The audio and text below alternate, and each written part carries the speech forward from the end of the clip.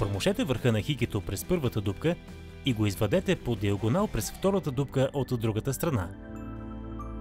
С следващото хики пресечете по диагонал първото.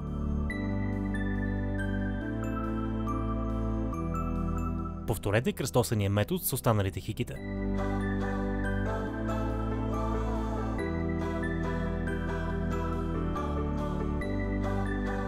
Свържете ги срещу положно, като вкарвате върха им в малката дупчица и закопчавате.